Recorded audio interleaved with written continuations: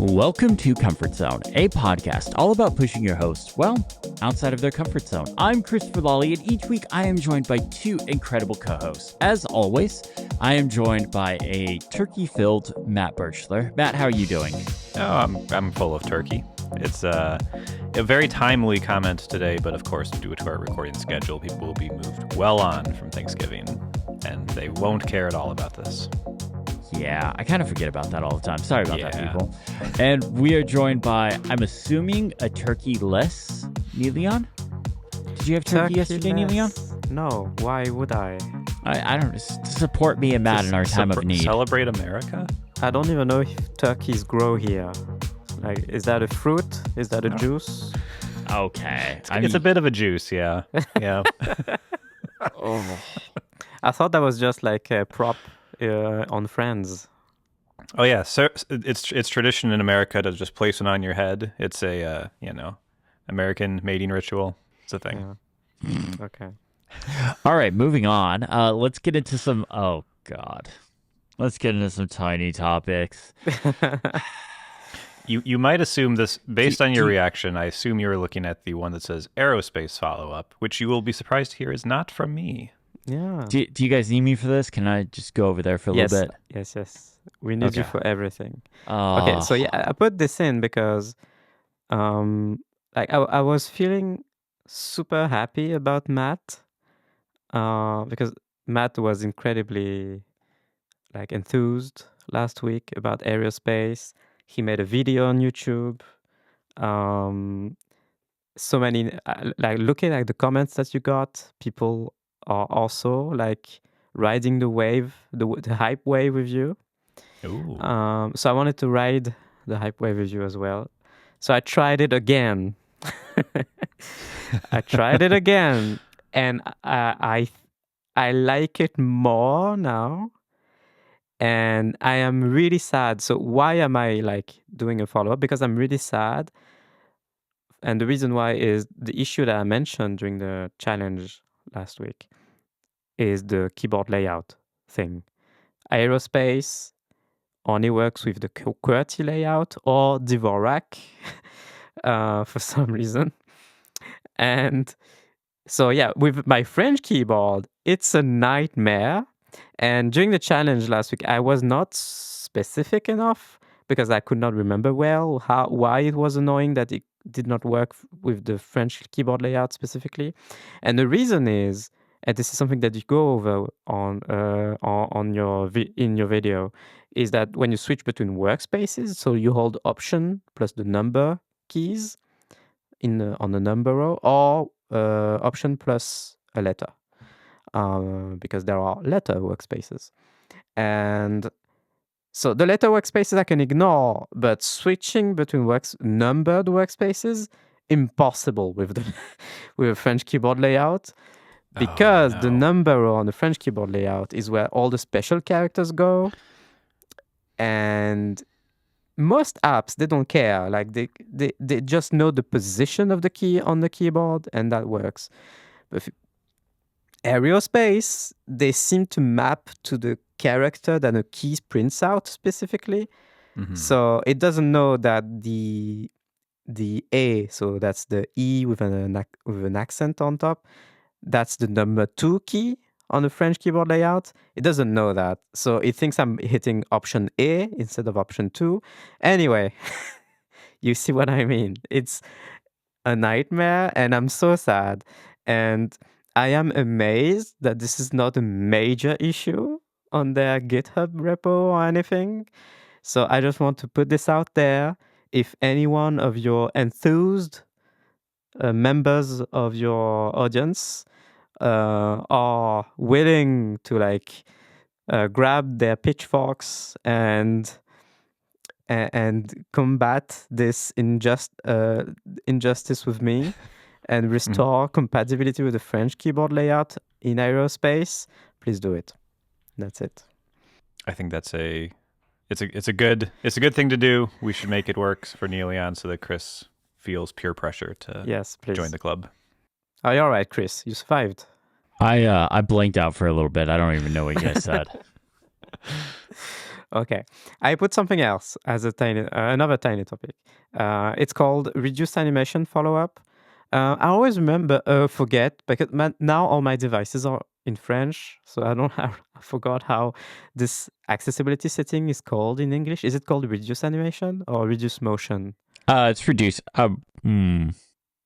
It might be Maybe it's reduced reduced motion. It might Yeah. be reduced motion. That actually sounds right. Yeah. Yeah. So anyway, reduced motion. I mentioned this quickly on an episode not so long ago.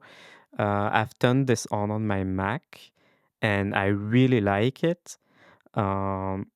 It replaces all of Apple's macOS's fancy animations, like entering mission control, where all the windows they fly all over the place, especially with Stage.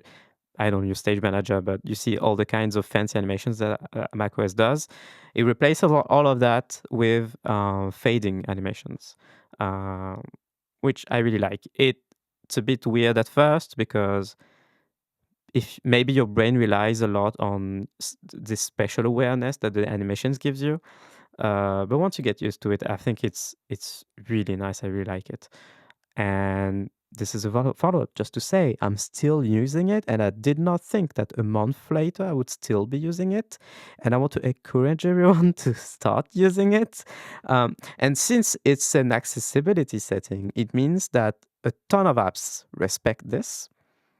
Even web browsers, even websites, well-made websites, some well-made websites, they will disable CSS animations, over the top stuff that they implement in their design.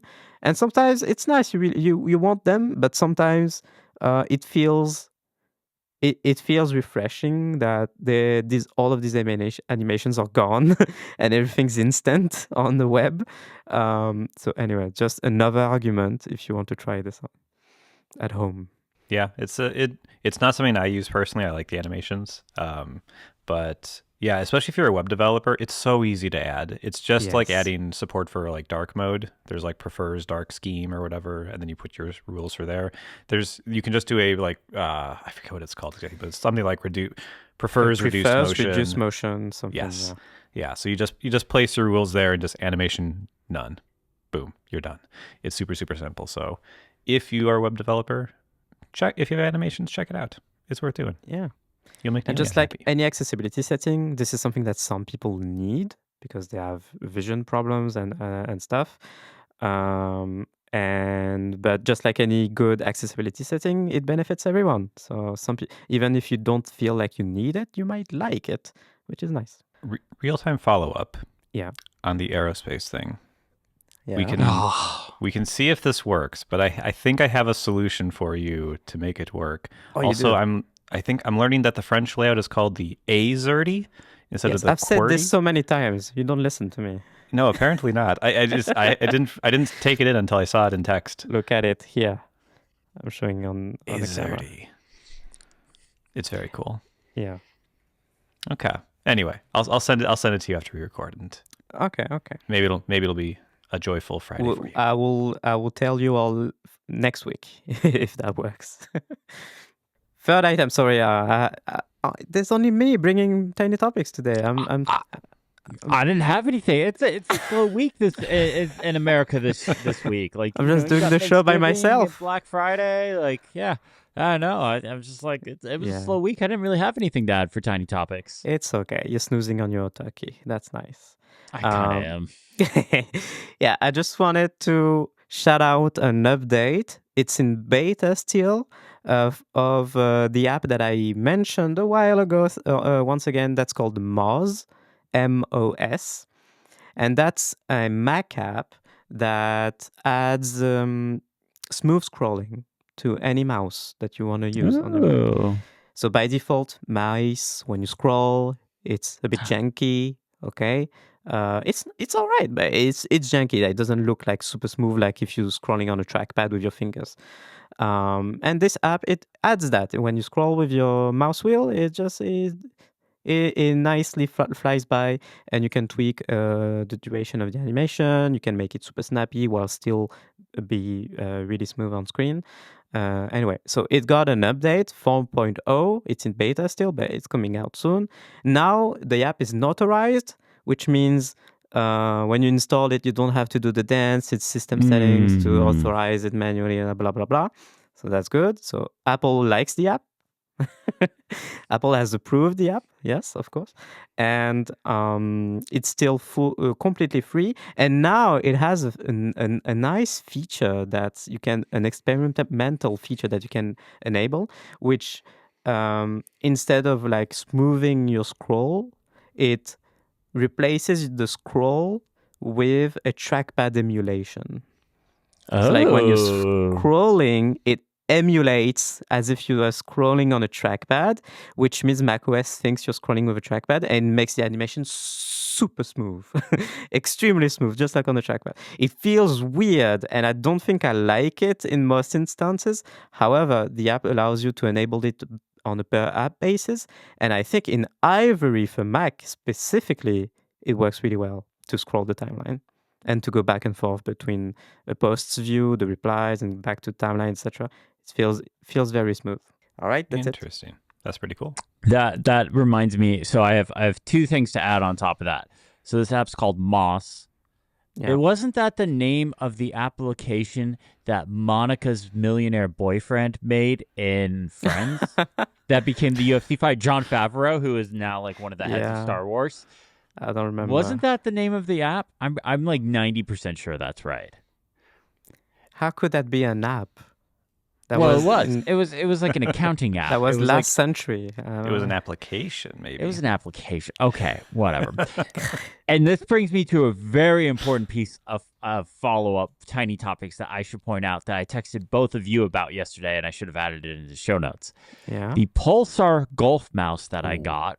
Oh. Oh boy. So that was $150 mouse that Matt egged me on to buy. He was like, "You won't do it. You won't do it. Yeah, you're not brave enough." He said those exact words in that episode. No need to go back and listen. He did say those exact words. Roll back the tape, everybody. So, I got a text message from FedEx yesterday morning, and that I thought was a scam. I was like, "Oh, this is a scam." It said I owed. I'll pull up the exact words for you here. It said I owed 94.5 in duties, taxes, and fees. And I was like, that's weird. That says 94.5. And I was like, whatever. It's clearly a scam.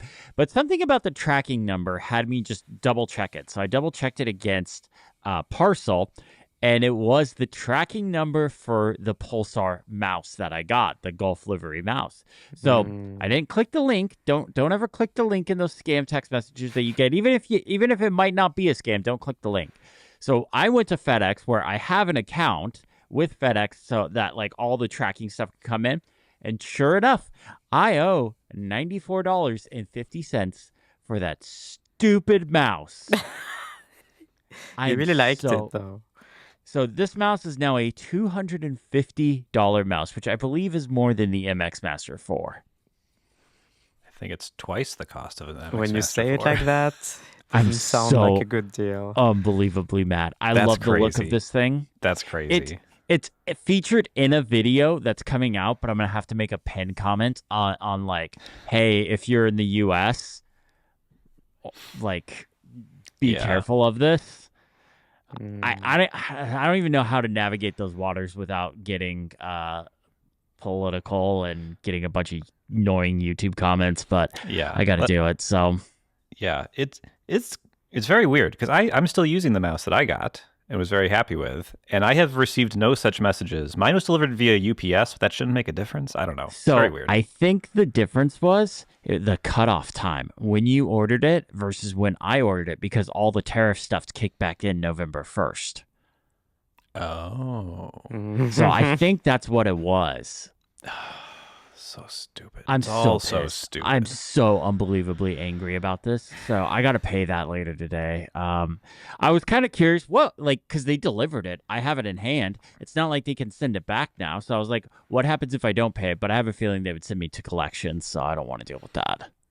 So Anyways, this week on Cozy Zone, actually, technically, if I can peek behind the curtain for a second, we haven't done this yet because we're going to record this tomorrow, but we are going to play a game called TimeGuessr, which is Niléane's thing. Niléane, do you want to share what this is about to kind of give people a tease, or do you want to just say, go watch it? Yes, I can say. So it's a game in the web browser. Do you know GeoGuessr? No. Yes. Okay, Matt knows. It's a very popular game where that plays in the web browser, where it drops you somewhere in the world in Google Street View with no indication whatsoever, no map or anything, and you have to pinpoint on a map on Google Maps where you are, and you can move around. You have to pinpoint on the map where you are. So that's GeoGuessr.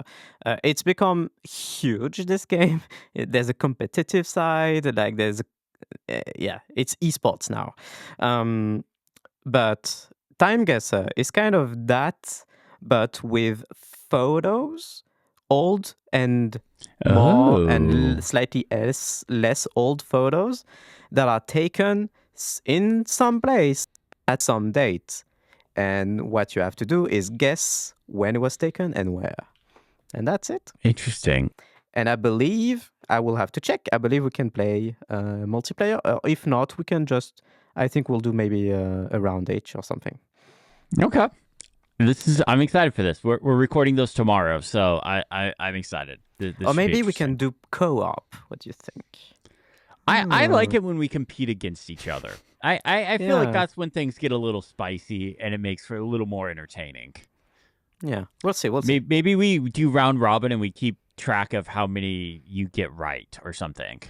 Yeah, I will try it out later today before we record tomorrow, and I will adjust. Okay, cool.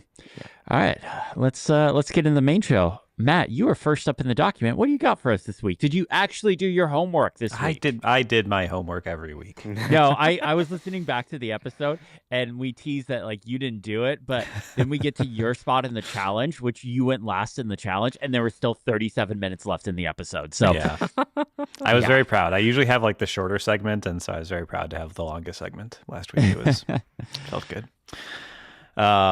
So today, welcome back to the short segment with Matt. I wanted to revisit a product we talked about a couple months ago, which were the AirPods Pro 3. Because it's been a few months, and I would like to award these headphones an award. Oh. This is my biggest disappointment of 2025. I hate these headphones. I really, really, really, really, really dislike them. Wait a second. Hold on 1 second. I got to double check something. Okay, so the name in Riverside says, I'm Christopher Lawley and you're Matt Birchler, but you're the one coming in with the really hot take. Interesting. I thought there was actually something wrong. You got me. Wow.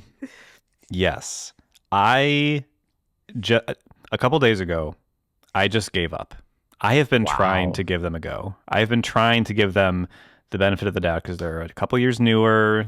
Like in the next year or two, they may get features that the old AirPods Pro 2 don't get. I just can't do it. I really, really, really don't like these earbuds. It's the main issue is comfort. I find these remarkably uncomfortable. These are maybe the least comfortable headphones I've ever used from any company ever in my life. But since you're a co-host on Comfort Zone, where you get out of your comfort zone, you should be using those. I have been trying to have uncomfortable ears for months. You should have the most uncomfortable AirPods or ear headphones because we're trying to get out of our comfort zone. Niléane is absolutely right. Yeah. Okay. Well, anyway, I give up. I can't do it anymore. Like literally sometimes like actual pain in my ears from like wearing these things, which is not good. And I've tried all the tips that are in the box. I've pulled that stupid little paper thing and I've been like, okay, maybe these will work. And then I try them and then they don't for different reasons. So I just don't like it. You have to kind of like to get the additional noise cancellation, you have to really wedge them in your ear as well. So you can't really like wear them loosely. If you try to like not wedge them in, they just fall out. It's so rough. And then like I put in, these are the AirPods Pro 2 that I still had, and I put them in, and it was just the most wonderful feeling. They just go perfectly into my ears. They fit great. They feel good. They sound, I'm going to be honest, exactly the same. They block out noise exactly as well. There's numbers on Apple's website. I don't believe any of them. Maybe it's because they fit so poorly that whatever seal is supposed to be made is not being made properly in my ears, but I don't care if it works well for other people. Like the AirPods Pro 2 just do everything just as well for me. So yeah, I'm back on the 2s, and I actually need to have like 2 sets for different scenarios. So I'm looking online to like find the AirPods Pro 2 for cheap so I can just have those, because I've been using the 2s and the 3s, and it's just the 2s are way better for me. I love the 3s. Love them. Comfort wise, they took a minute to get used to, but once I got used to them, they're fine. Noise canceling is better. I do have one complaint, but I think it's another complaint you have, so I won't spoil your party. Okay, so in addition to the comfort, there's inexplicably other things that I don't love about these. The number one thing is battery life. I think we talked about this when we initially discussed it. I think, Chris, you and I have different priorities for battery life, because you were like, well, the battery life is better. And I was like, well, the battery life is worse. So who's correct? And so you like, my memory is you like that you can take them out of the case and they will last longer like the earbuds themselves will last longer on a single charge, and you can wear them for like 8 hours, put them back, and charge them up.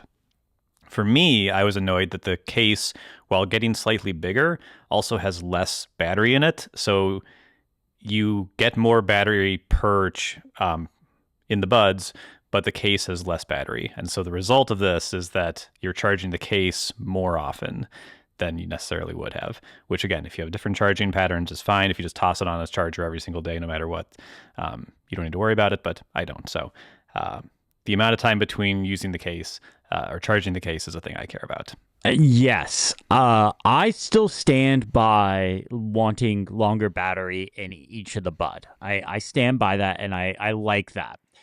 But I absolutely agree with you. I am charging the case way more often now, which isn't as big of a deal because I have a MagSafe puck dedicated for AirPods in my bedroom, and then I have the MagSafe stand famously.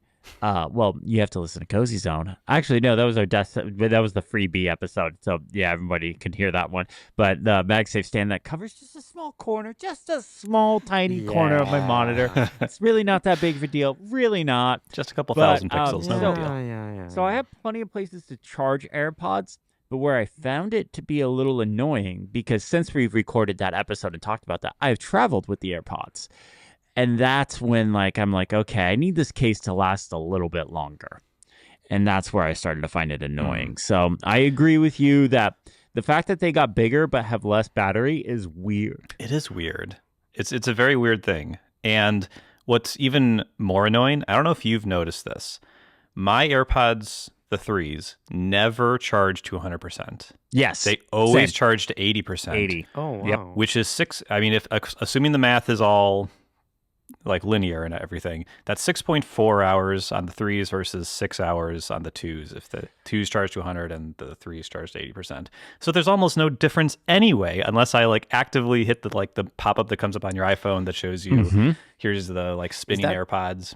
Is that the buds or the case? The buds. The buds, yeah. Oh, okay. Yeah, and specifically if the I buds.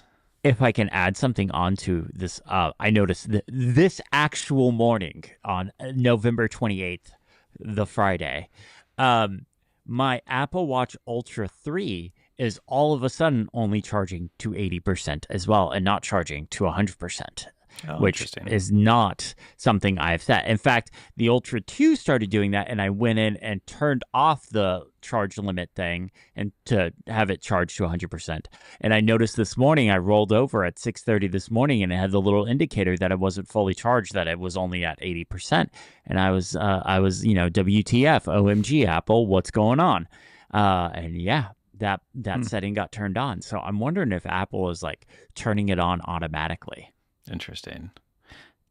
So I just wanted to say, I'm really let down by these. It's a bummer. I think the AirPods Pro 2 are still the GOAT, and the reasons are simple. They are exactly the 3, except better. And that is, that's it. Except they have better noise canceling. They absolutely do have better noise canceling. I have verified that. And they have better Bluetooth range. If you remember, they passed the refrigerator test, where I am able to leave my phone or iPad in my office and walk to the refrigerator with the AirPods in, and they never cut out once. And that is an important scientific test that they were able to pass. And for that reason alone, the AirPods Pro 3 are superior, and Matt should be forced to wear them and use them. I would contend that if I walked over to your refrigerator right now, neither of them would work. And therefore, the test does not work for me. So I don't know. I think you should do it. I think you should put the 2s in, walk to my house, go to the fridge, then walk back to your place, put the 3s in, and then walk back. It's the only way to know. You can't bring both with you at the same time. You have to do the back and forth walking. Okay. So yeah, it's the same chip inside. They're way more comfortable. The better battery for me. It still does spatial audio. It still does the head tracking that I get to turn off. That's all good. Oh, God, I hate the head tracking. It got the live translation feature, which I will never use, but it was a cool thing. And Niléane, you did a fun video about that when that came out. And the two things that I think are better about the 3s that I wish the 2s had, the better waterproofing is a thing. I think it's IP 6.5 versus 6.7 or something like that. But anyway, it's more waterproof on the 3s, which would be nice because I do run in the rain. I love a rain run. But I've always survived with the 2s, so I'll be fine. The heart rate tracking, I do actually like in the 3s. Those are nice. On occasion, my watch will just be dead, and I'll have to like go on a walk or whatever. And it's nice to just be able to start a workout from my phone and be able to have heart rate tracking on that. So that is a nice thing. I would like that. It would help me actually move away from the Apple Watch if I ever wanted to. But I don't know. I don't use it enough for that to be worth the discomfort every day. So yeah, AirPods Pro 2. Still incredible. Still my favorite Apple product in years. Can I add my grain of salt? Of course.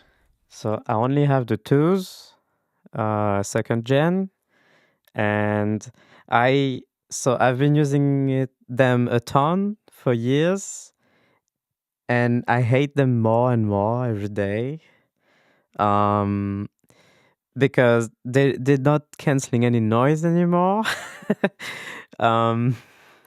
And this isn't the first time that I've had this with AirPods. Like after a while, they stop canceling noise as well as they did initially, and like they're pretty clean. I clean them regularly. I don't even know what's going on. And looking online, it seems it's a regular thing. Like a ton of people have the same issue, whereas AirPods age. And I wanted to mention as well, since we're talking about AirPods, I've got the Big Chungus AirPods that were gifted to me last year. Yeah, the chunky monkeys. Yeah. Same story. I hate them more and more. They're so heavy. The connectivity issues are driving me nuts. Sometimes I use them a ton with the Apple TV, like mainly these days, and like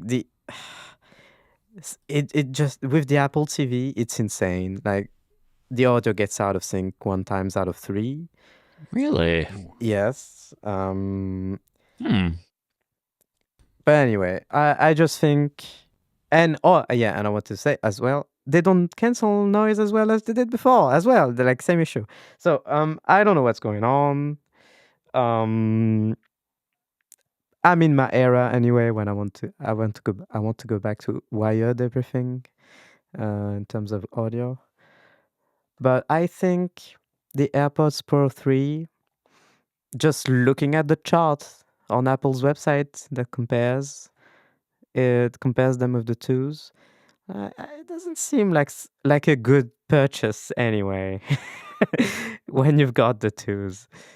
Yeah. So I appreciate the salt that Matt is bringing. The salt. Always love some salt. I will leave on a high note for myself. I want to give a shout out to the Apple Compare page. It is such a nice thing for people like me who want to compare products and like, is this upgrade worth it? What was this product like, and how does it compare to this year's? Like, no one else that I've seen has compare pages this complete, and like that goes so many years back with products. Like, I was interested in the iPhone 10 compared to the iPhone 8 for an article I wrote a couple weeks ago, and I was able to just pull them up and see what the differences were between those products. It was incredible. It's so nice. So the apple.com compare page, an underrated champion. And they don't hide it either. I always think it's funny whenever people are like, "Oh, the new Apple product is just the same thing with another number. They're just trying to hide everything." I'm like, no, they literally have a compare page where you can go through every single spec about it and whatever. Anyways, doesn't make a difference. You are both bad mouthing my favorite child, or one of my favorite children of the year, and I will not disperse this. I challenge both of you to a duel. You could just challenge us to use the AirPods Pro 3 for a week. Ooh. I don't have them. I'm not buying this. Oh, and also like people, if you want to leave feedback in our feedback form, the link is in the show notes. I would love to replace my AirPods with something that I can wear comfortably in bed. Like, because these hurt so much, and I use them a ton in bed. Right. Question: are you a side sleeper? Is that why they're uncomfortable? Yes, exactly. Okay. So I would need something like flatter, less bulky in the ear. This could be a rabbit hole, but I wear a pair of. I use the Beats Flex if I listen to a podcast. So the Beats Flex, I've gifted them to my partner. Yeah, but like I sleep on my side, and I always put one in this side I'm not sleeping on. So I never have two. Do you have two in your ear when you sleep? Yes, I hate having just one in one ear. Oh. So, you're right to mention this. Like, probably this would have been the first feedback. Just wear one in one ear. But I just hate this. Gives me a headache, honestly, just to have one sound in one ear. So you need something like that kind of lays flat and probably hooks over your ear so it doesn't like fall out and like fall behind the bed or something. Yeah, maybe. Something like that. A while ago, I saw something like some company kickstarted something that like some kind of speaker that you put inside your pillow duvet, like inside your pillow cover, and it's some sort of very low speaker that you can only hear when you have got your ear on it, and that seems interesting. Wild. Yes. Oh. And like they tout it as, I don't remember the name. I should look this up.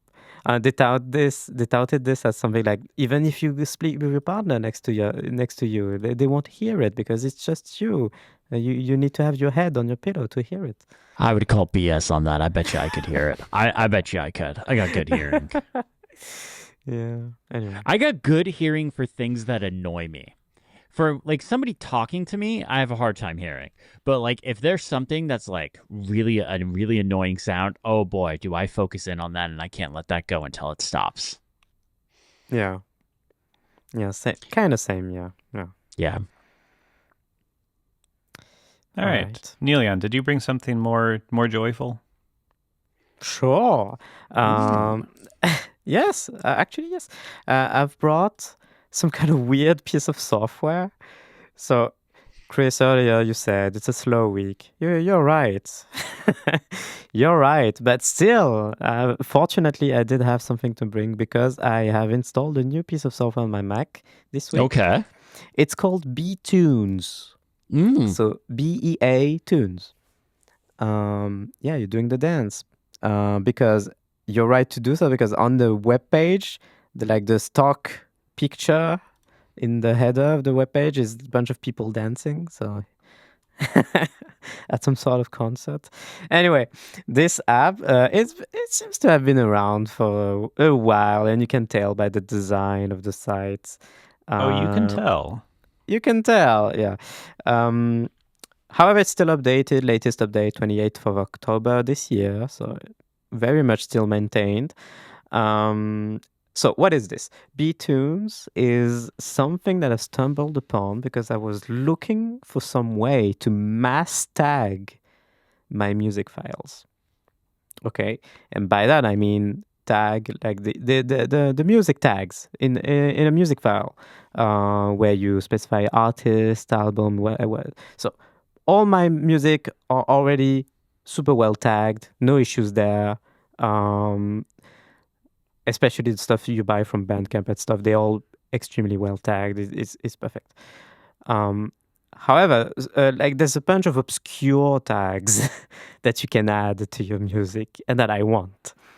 I will mention two of them, and those are the two that led me to beaTunes. Have you ever heard, guys, about replay gain? I don't think so. No. Mm-hmm.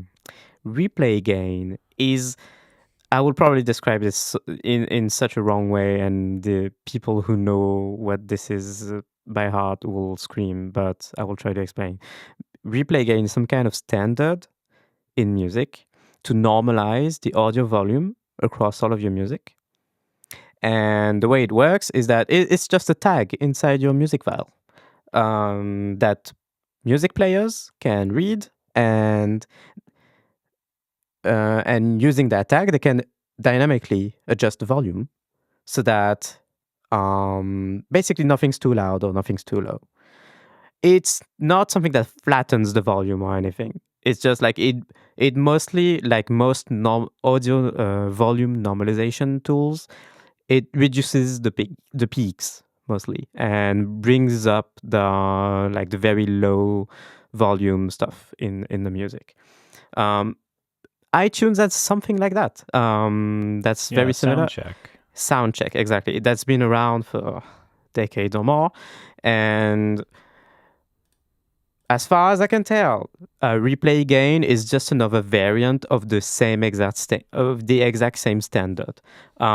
It's just like its values are placed on another part of the spectrum.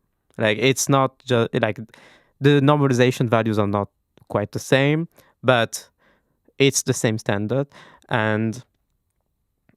And yeah, there's a bunch of similar standards that you can use.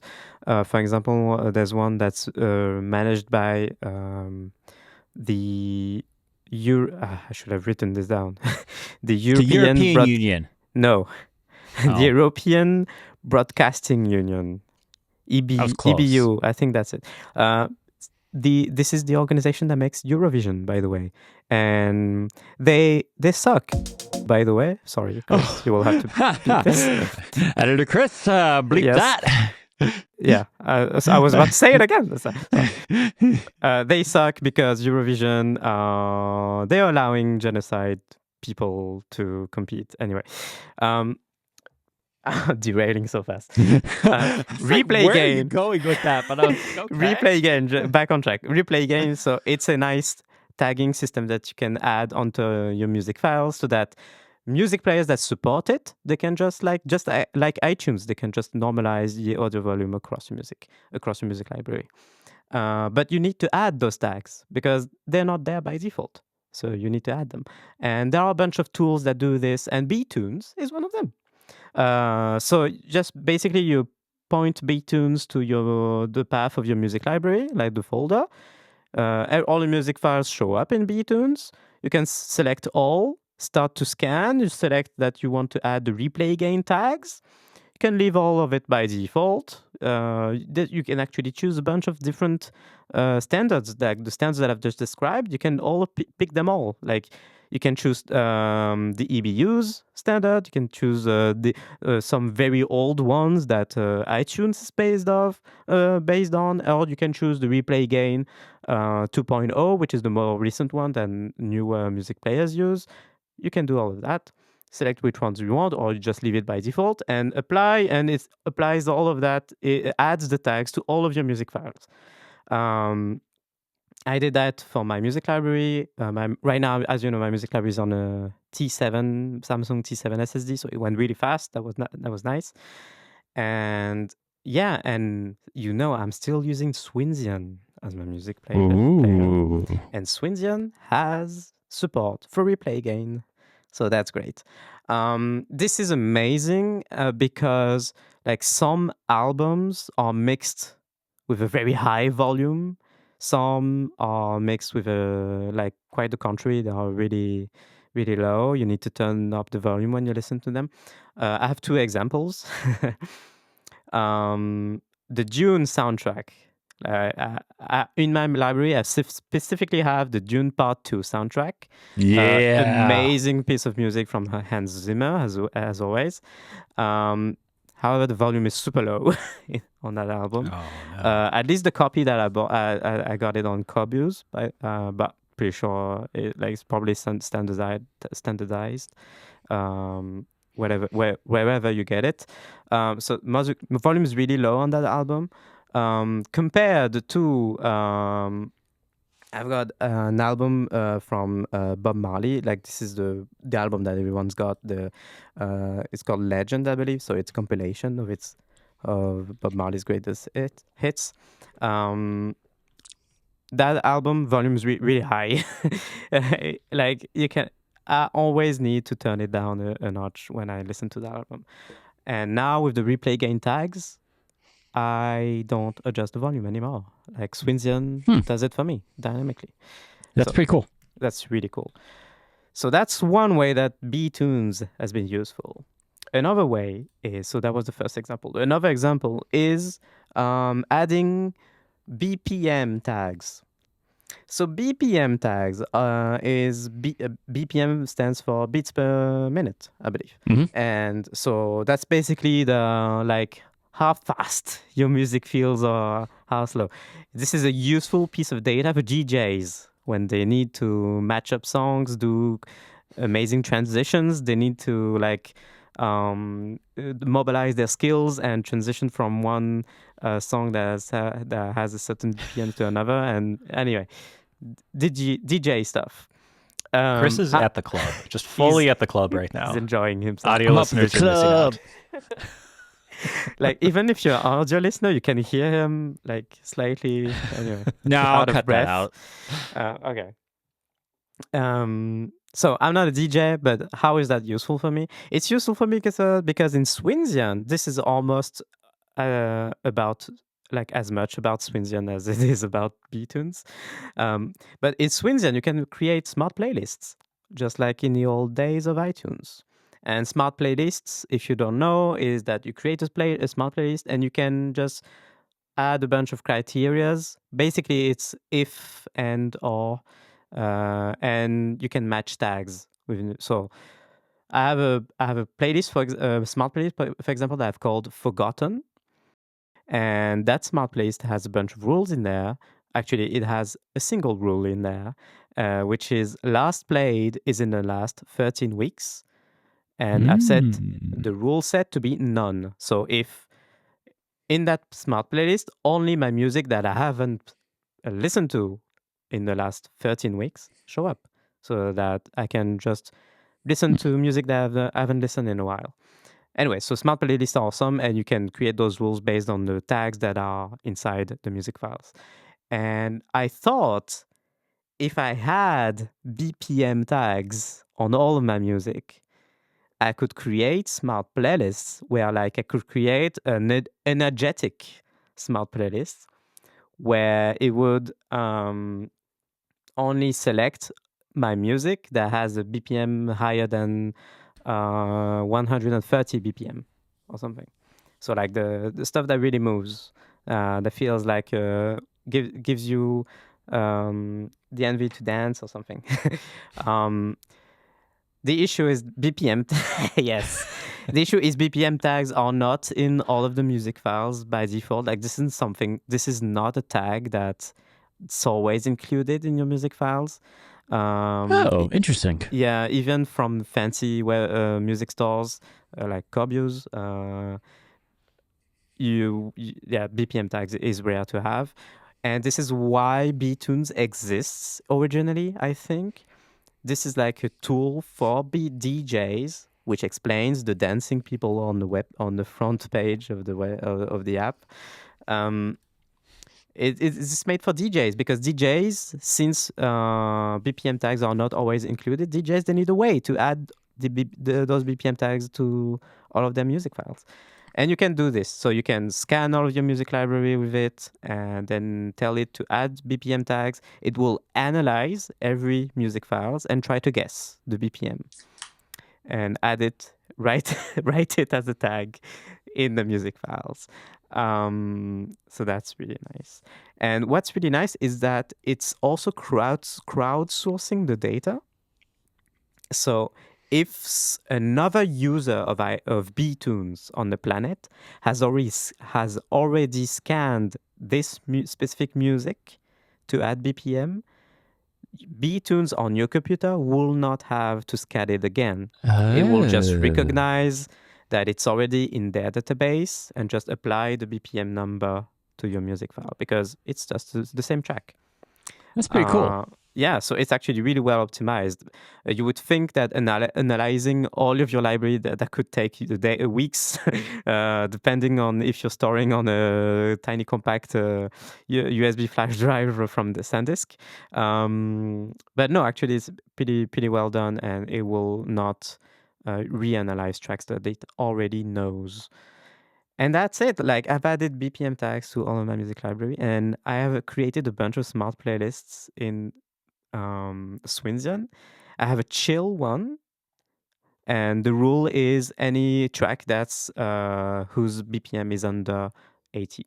Simply, there's a bunch of false positives. Like some tracks, you would think that, like this makes the assumption that low BPM equals chill music, but that's not always. It's very often true, but it's not always true. But it's good enough. Like it's still like it allows you to start playing music without thinking too much about it and stay in a relatively like consistent mood. It avoids abrupt transitions between a very slow track and a very moving track, very fast moving track. So I think it's useful. The service I use for the music for my videos, it's called Epidemic Sounds. Yeah. And one of the things they added, I think they added it after I started using it, or maybe it got added around the time I don't remember. But they have a beats per minute for all of the tracks in there. So like it's really nice. I use that to kind of match things so that way you're not going from 60 beats per minute to 120. Like you have a smoother transition and stuff like that, and that is a really nice feature for kind of making things a little more kind of flow together. Yeah, exactly. So yeah, if you tag all of your music files with this and you have a music player that allows you to create this kind of smart playlists, it does exactly that. Like it avoids harsh transitions between your music if you just want to shuffle your songs. I could see me using this not necessarily for my music library, but for my video music library and tagging stuff. Because like what I do, so I use Epidemic Sounds, but I keep all because I pay, it's the service I pay for that gives me access to the music. And I keep the download. Once I download a video file or once I download the music track, I keep it on my NAS. And this would be an interesting way of kind of tagging all that stuff and organizing it. I might play around with this. Yeah, I might play around with this. This is meant for DJs, so definitely for like niche use cases like that, I think it could work. Yeah, interesting. Just wanted to mention, it's a one-time purchase. 35 euros. Oh, that's not bad. Also works on Windows, and you can understand why, because as soon as you start it, it's a full-on Java app. Oh boy. Oh boy. You saved the best for last. I've seen worse Java apps. It's all right. It works. It just does one thing really well, and it's powerful. And beware. It's a full-on Java app. It's laggy. The UI is laggy, and your computer is not lagging. The software is not actually lagging. It's just UI stuff. It's Java. Yeah, it's Java UI. All right. That's it. Well, that's pretty cool. I like this. I like a good niche piece of software. You know me. I think the big piece of software that I started using, I guess I started using it last year, but I've just been in love with it, is Hush. Like, I've been using it for so much stuff lately. So is it Java? I don't think so. I really don't think so. But it has very little UI to it, which is one of the reasons why I like it, because there are those crazy audio apps that like can do a bunch of stuff for cleaning up audio tracks, but I don't know what most of that stuff does. And this has one slider and takes care of everything for me. So yeah, it's pretty cool. You guys ready to get in the challenge? Oh, yes.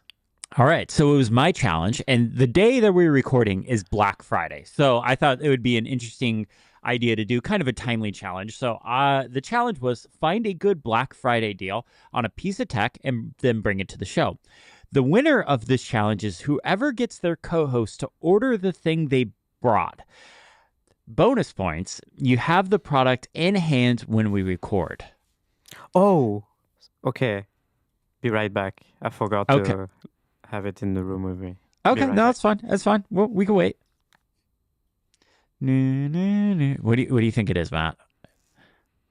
I think it is a little lamp that you plug into your phone. Oh God, no! And is bendy. No. The $2 lamp is on sale. Actually, that would be hilarious. It's like $1.98. Yeah. All right. Do you guys? Niléane is back. You guys mind if I go first? Go ahead. Yes, please. Okay. So I have been so excited about this ever since we recorded last. Like I am embracing dad mode. I am in my dad era without actually being a dad. I do not have kids, but without being a dad, we got a house. I'm getting tools. I'm doing projects and stuff like that. I am in my full dad mode. So for you guys this week, I have, give me 1 second. The Craftsman V20. What is this? Oh yeah. Okay. Is that a cigarette lighter? Oh, I know what this is. I know what this is. Is this the battery? No, but you can use batteries with this. So what this is this is a portable air pump for cars, bikes, balls, anything that needs to be blown up with air. So like okay. Family-friendly show. My bad. Okay, so the way this works is you can plug it in 3 different ways. It has a traditional plug, but it has a really short cable, so you need like an extension cord. It has, as Matt noticed, it has a really long, I forget what this is called, but traditionally in America, it just plugs into the cigarette lighter port. Oh, yeah. Into a car. I don't know what that's actually called, but I'm assuming most people know what that is. Or you can use a Craftsman battery and plug it in the back. And what this does is for cars, bikes, whatever, it has a bunch of different adapters and stuff on the side here that you can plug in. So you can basically hook it up to just anything. And what's cool is right here on the front, you can set the PSI that you want it to be. So for example, my car requires that all 4 tires be 32 PSI for each tire.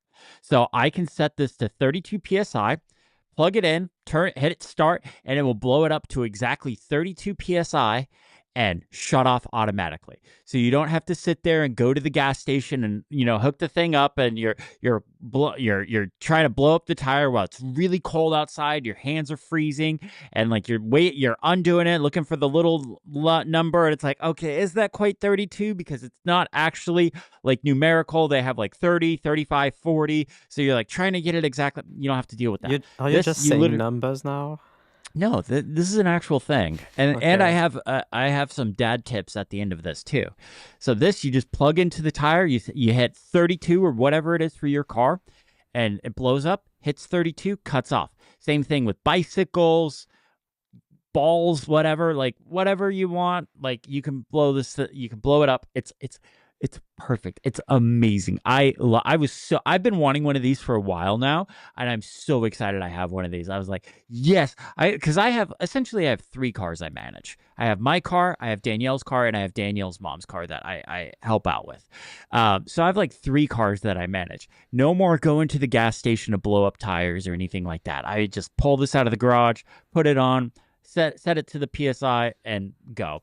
Now, here's my dad tip for everyone out there. For cars, okay, this is in America for sure. I don't know if this is worldwide. I'm going to assume it's worldwide because it's a car manufacturer level, but I don't know. But if you ever need to like put air in your tires and you don't know, you're like, oh, I don't know what level I need to blow up my tires to. You open up the driver's side door, and in the seal, there will be a sticker. And that sticker will have what each tire needs to be. Sometimes the front and back tires are different. Sometimes depends on your car. Sometimes they can be different. Most of the time they're the same. So like I said, for my car, it's 32. That's a little bit lower than most cars because I have low profile racing tires on my Mustang, but that's so don't just assume your car is 32. Open up that driver's side door, look for that sticker in like the seal, like the little, I don't even know what that's called, but they're like when you open up the door, it'll be next to the driver's side seat. There'll be a sticker there. It'll say the PSI level for each tires, like the front and back. Look for that. There you go. That's my dad tip.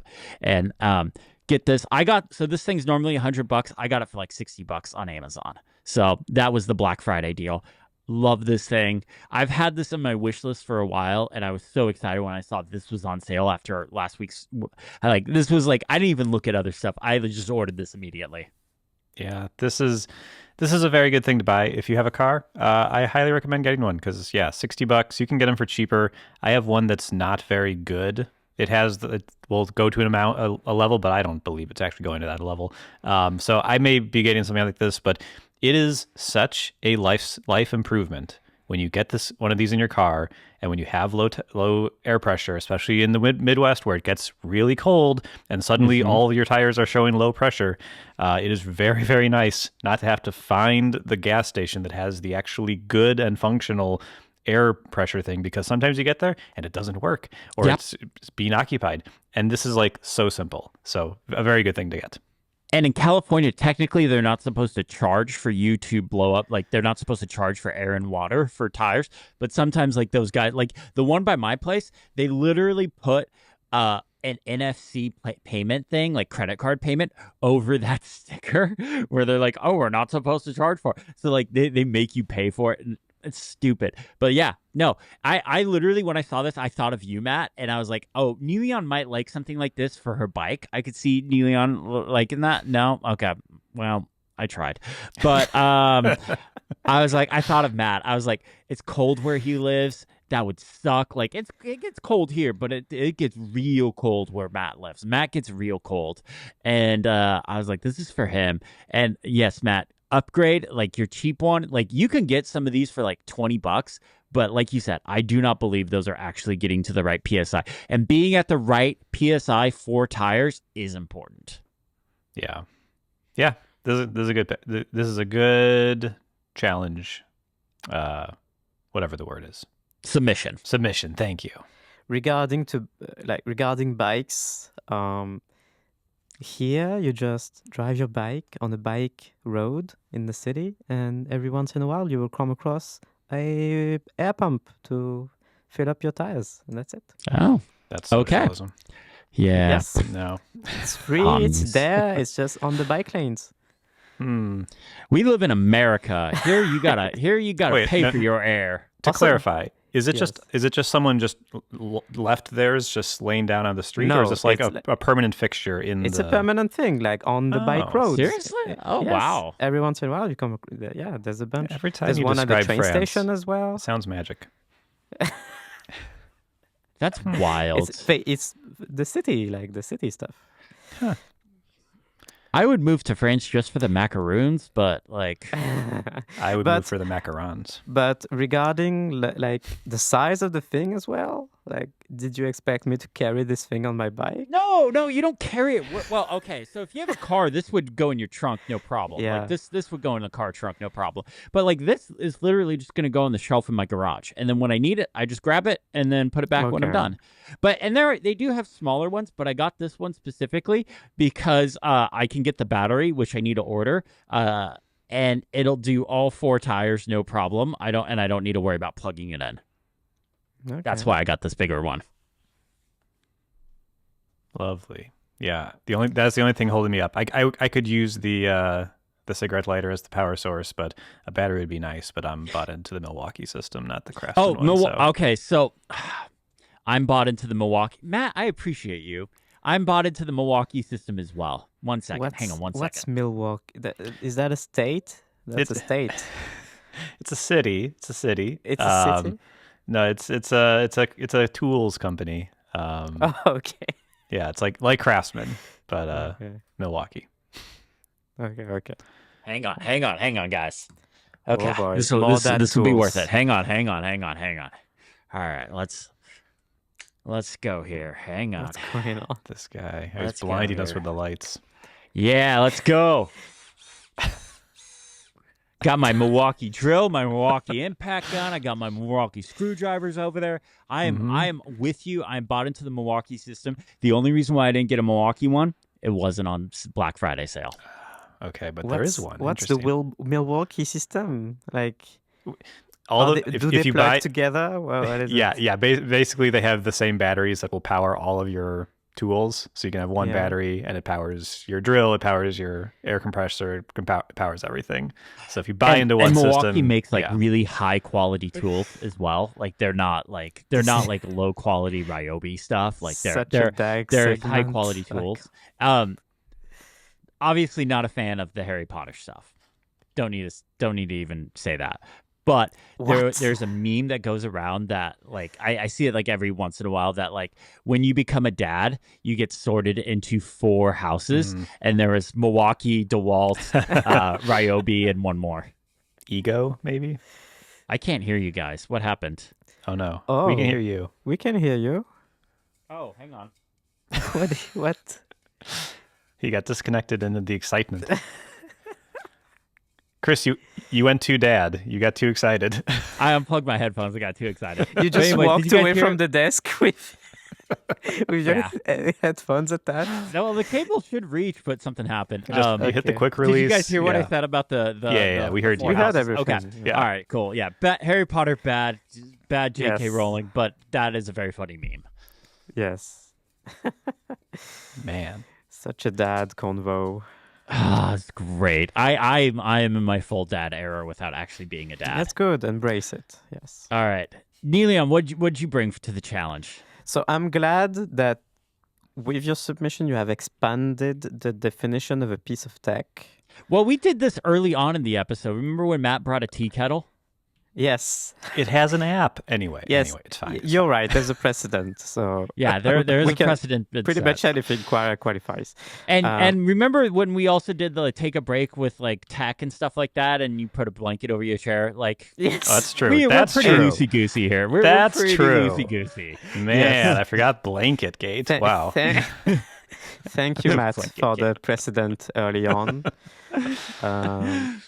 Anyway, so my piece of tech with an amazing. So let me pitch this to you before you click. Amazing, amazing piece of tech here that will be a major life improvement for both of you. It's affordable. It's useful. It's literally a health preserving device. I have owned mine for about a year, and my health has improved. Are you ready Okay. to click now? Click on the thing. And Okay. I have it in hand. I will reveal it shortly. It is What called the is- Chom Chom Roller. It is a pet hair remover. Oh, okay. Okay. Yes. So this it looks stupid, but No. and you're like, okay, how is that different from any other pet hair remover?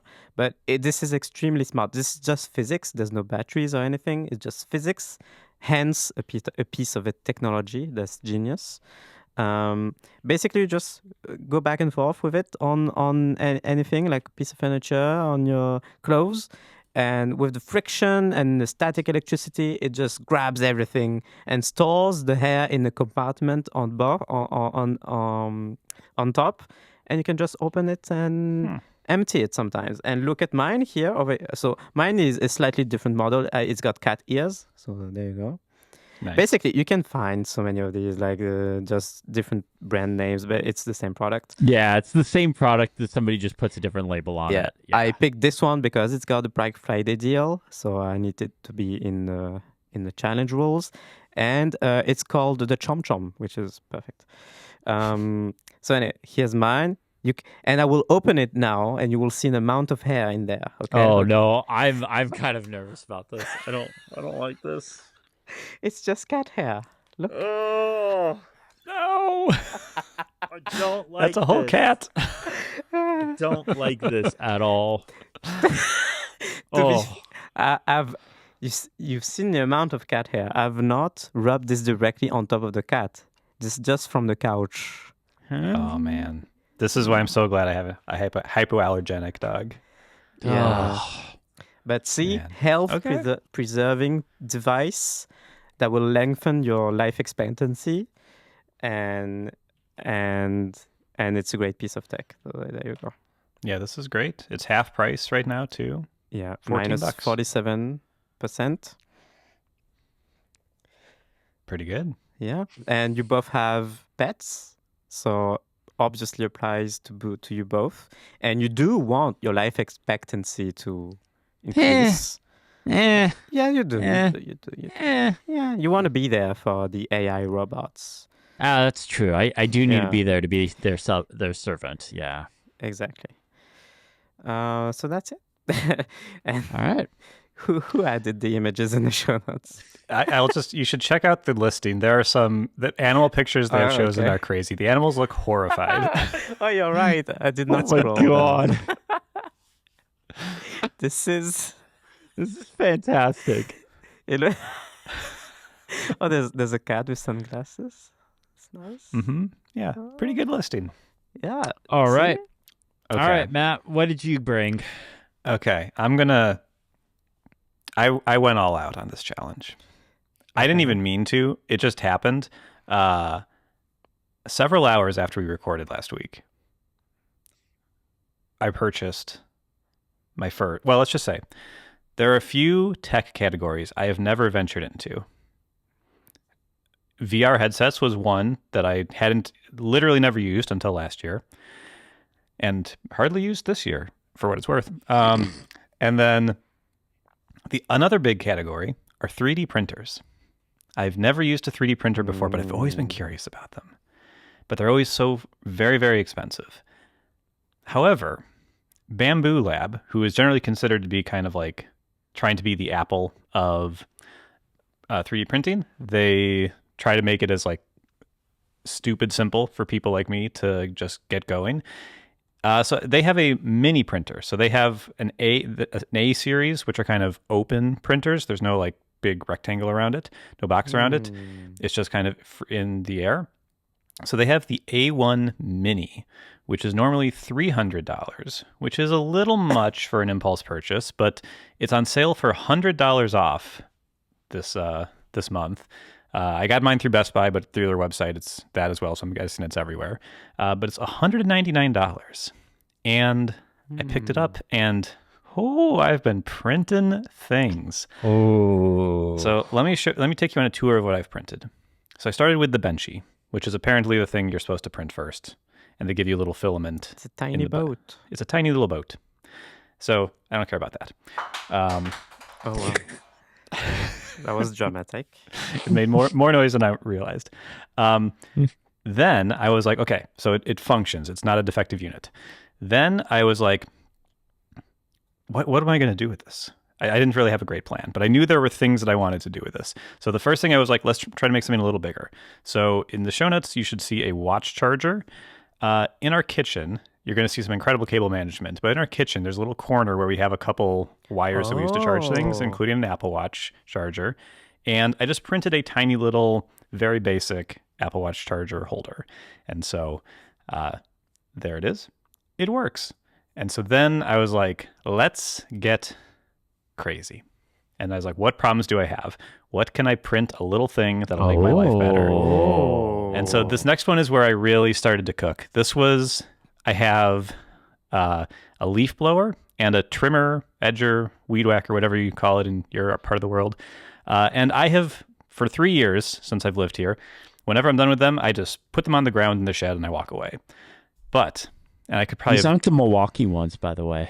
They aren't. I'm on Ego and Milwaukee. It's a whole thing. It's a whole Traitor. So what I printed, I have one picture showing here these 2 custom mounts that one drills, or both of them drill into the wall of the shed. And then they just perfectly line up with the tools. So I can just latch them on and they just click into place. And it's very, very nice. So that was very lovely. These next ones, I don't have pictures. I don't have pictures for them because I have them right here. This is a little iPhone MagSafe charger that I made. So I need to get a MagSafe puck, but I can just run it through here. It'll click right in, and then it'll just be kind of up at an angle, and it'll work with the standby mode and everything. And this will be on my desk. So I'm excited about that. I also made this little Steam Deck stand, so I can hold my Steam Deck up here. It's perfectly aligned with the curvature of the Steam Deck, but it'll hold anything. You could put an iPad in there if you want as well, an iPhone, something like that.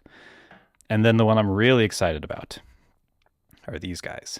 So these are going to, later today, these are going to drill... I'm going to attach them to the bottom of my desk. Oh. And then, because my laptop just sits on the desk, now I can put this below and I'll just slide it under my desk so I'll have no visible laptop while I'm docked in to my whole setup. This is nice. And this has all been done in 3 days. I have so much further to go. After this, I'm going to IKEA. I'm picking up their pegboards. I have 6 of their pegboards. This. Yes. They're going in behind my computer monitor. I'm going to put some stuff there because it's just a white wall right now. And then I'm going to put 4 of them side by side in my garage. There's a whole community out there that is building custom stuff. I'm sure even outside of 3D printing, you can buy like special things that work with this pegboard. It's super cool. So you can basically make all of this stuff just fit perfectly.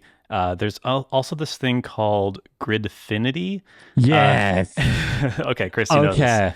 Gridfinity is basically this it's a grid of stuff. It's made for desk drawers. I don't really have a lot of desk drawers, so I don't know exactly where I'm going to do this. But Matt Birchler, as a YouTuber, you must get a Husky tool chest to put your equipment in.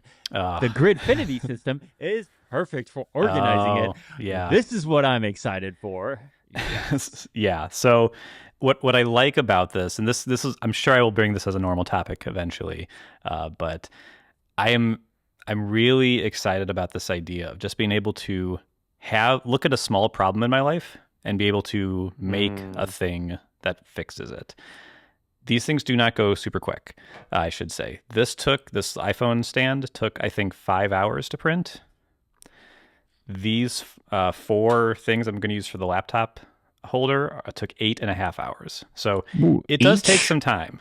No, for all four. Oh, okay. Oh, that's not too bad then. So it's not like a hit print and then walk to the other room and get it. Yeah. But it is a same day you can have some crazy stuff. I will say the one thing I will say is because it is open, it does make a smell. It's very quiet, but it does have a smell. So you're going to smell hot plastic, which isn't delightful. So I've actually moved it to my garage, and it sits in the garage, and so it just kind of runs there. It's also kind of nice to just set it and forget it. It connects over Wi-Fi, so I can just from my phone or from my Mac, I can just send it jobs to start printing, and it goes and whatever. And it's got a camera on it. It can do those time lapses if you want. Yeah, it works if you're outside the house. So like I was 100 miles away yesterday. The mini one has a camera? The mini has a camera. Yep. Oh, wow. So why did you get the mini one over the A1 3D printer, the non-mini one? Was there a big, because I see that one's on sale for $280. Well, that's double the price. I just didn't see it really. Oh, okay. Okay. All right. I was just curious if there was like a spec thing. I really wanted to spend as little money as possible to see if this was a thing that I would enjoy. And then if I start to run into limits, then I could maybe get something else. And then the prices are enough that like if I spend an extra $200 on this printer that I graduate from pretty quickly, it's not going to move the needle a ton overall. So I just want to dip my toe in the water. Gotcha. Okay, that makes sense. I'm with you. I will say this is at the top of my Christmas wish list. It's not something I'm going to order right now, but this is at the top of my Christmas. The Gridfinity system is something I've been wanting to do for a while. In fact, I've been looking at those websites of like, could I just pay somebody to print this for me and ship it to me? And I'm like, that's kind of pricey. And then like, if something doesn't match up right, I got to pay. Like, I'm like, but this is very cool. Yeah, and I should say the price of it is pretty reasonable. Everything I've shown you today has taken up like half of a roll of filament, and the rolls are like $10 to $20 each. So you can print a decent amount of stuff. Like this, I struggled to find a laptop holder, underdesk laptop holder that would work for me in the first place, but like it would cut. I don't know. This was probably the equivalent of like $1 to $2 of filament. Like it costs very, very little to get these things. So if you find something that you want to do, odds are someone's had that problem before and they've made a model that you can print. So I know one of the things that attracts people to like the Bamboo Labs one, especially, is that they have like a whole community and website and service of like, hey, here's some stuff people have already made and submitted, and you can do that. Is that pretty much what you did for all these things that you printed? You didn't make any of these things yourself. You just went through the app and you didn't customize it at all? Yeah, it's called Maker World. That's right. So that's the kind of like the platform that you can like post things to and people have reviews and everything. So that's where I found everything. You can download the files and then they're just 3D models. So you can, if you know what you're doing in like Blender or something, you can adjust them, you can change them. And Bamboo's app, Bamboo Studio, has some tools to do that just automatically. But like if you wanted to like, one of the things I was thinking of is in one of these was to add an extra hole. I forget why, but an extra hole would have been useful. So if I could figure out how to do that in a 3D program, I could easily download the model that someone else made, tweak it to my own liking, and then, just print that. So yeah, it's pretty wild. It's pretty cool. I want this so badly. Me too. I want this, which makes me annoyed that I think by the rules of the challenge, this means Matt won, but yeah. No. Oh, because we're not ordering it right now. Yeah. But we can still make him lose on the technicality. Okay, yeah, let's make him lose. We can't have him win 2 weeks in a row. Like, come on. Like, that was... In my case, above don't have the budget for this right now, and also we're moving soon. So it seems like the sort of thing that you'd want to get in a new place. Yeah. Yeah. Yeah, it would be tough to have I mean, you could do it in an apartment, but like you'd probably want to have it like next to a window and it's going to make noise for hours at a time. Which again, is it very loud? It's not very loud. It's okay. It was right over next. It was like 5 feet away from me. I would have been completely fine with it running. It's just the smell was a little annoying. So. Oh God. All right. Yeah. Yeah, and I was wondering, the A1 and the difference between the A1 and the A1 Mini, is it just like the print size, the print volume that it can that is pretty much it. Is the size of the plate that you can print on is bigger on the A1. The A1 Mini is smaller, but like the quality of the prints seems to be the same. Okay. Interesting. Okay. Interesting. Yeah. I want this. I want this so badly. I will add this on some Christmas lists as well. Yeah. Having a 3D printer is the new having a pickup truck. Everyone in your life is going to start coming to you and being like, hey, can you do this thing for me? And because having a pickup truck was like, hey, can you help me move this thing this weekend? Yeah. So yeah, I fully intend to. Hopefully, I get one of these, and nobody knows I have it. All right, Matt, it is your challenge for next week. What do you got for us? So I have a listener suggested. This was in the feedback form. This was something someone suggested, which I will say up front because it is relatively cruel. And oh no! So the challenge is try a different keyboard layout for 1 hour. Oh, not all week, not even a full day. Try a new keyboard layout for 1 hour that you're awake and using your computer. Found my loophole. I was going to move all the keycaps around, then go take a nap, and then come back and then switch them back. Dang it. Mm-hmm. So you can do this however you want. I mean, we'll have to do this on the Mac. I don't know if there's I don't know if you could change the layout of them. I think you can. I think you could do Dvorak on an iPad. Yeah. Could you? Okay. You just won't have. Okay. I mean, I could take a mechanical keyboard, swap some keycaps around, and then How about you guys try the French keyboard layout? Because I don't type French. It'll make it a little easier to type your name. Like I use it to write in English. It still has all the characters. Chris does not like keyboards that don't have all the characters. So knowing it has all the characters is good. Oh, it has a bunch of extra even more characters. Yeah, you want more characters? Right. Switch to the French layout. So could be anything. Could be Dvorak. Yes. Could be the other ones that I have no idea about. The German one's pretty good. All right. Oh boy. This will be interesting.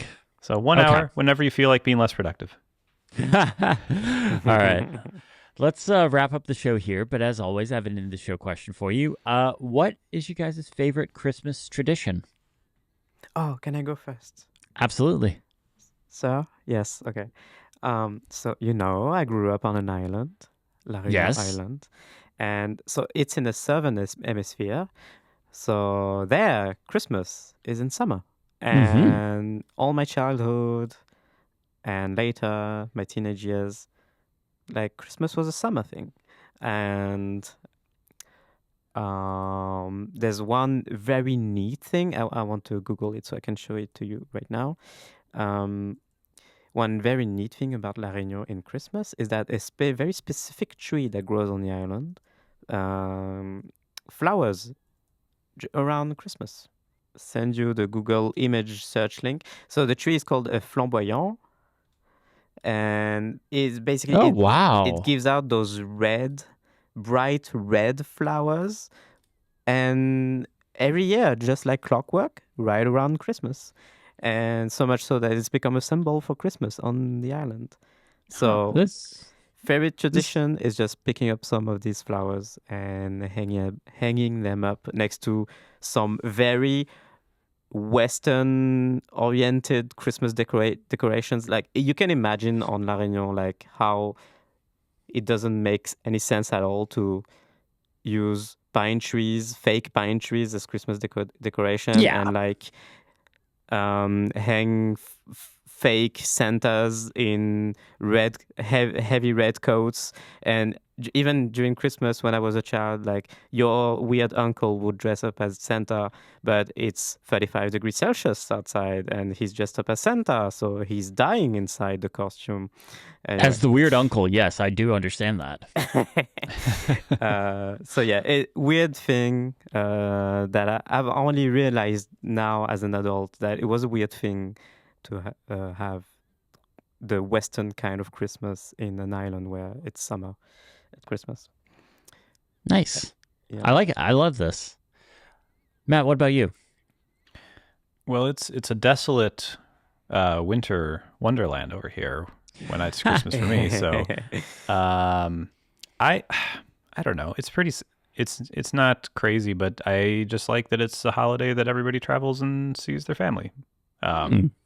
If you see your family, I suppose. I know some people don't, but I don't know. If anyone travels once per year, it's going to be for Christmas, at least here in the U.S. So I don't know. I like it. It's the only time of year I get to see some of my family. Nice. For me, I love watching Christmas movies, and I don't bake, but Danielle bakes, and I get to eat it. So that's kind of fun. All right. Well, that brings us to the end of the show. Thank you all so much for listening. Huge thank you to Mac Stories for having us. We are a Mac Stories podcast, after all. Be sure to go check out everything else happening on the site. And that brings us to the end of the show. Thank you all so much for watching. Have a great day. Bye.